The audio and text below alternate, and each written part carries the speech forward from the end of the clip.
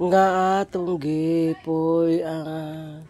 lumalabay lamang kining tanan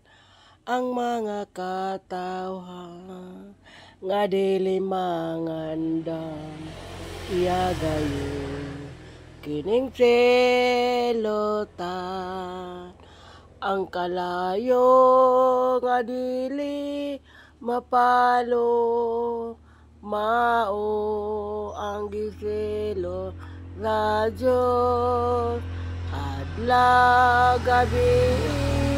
ang pag-antos hangtod sa kahangturan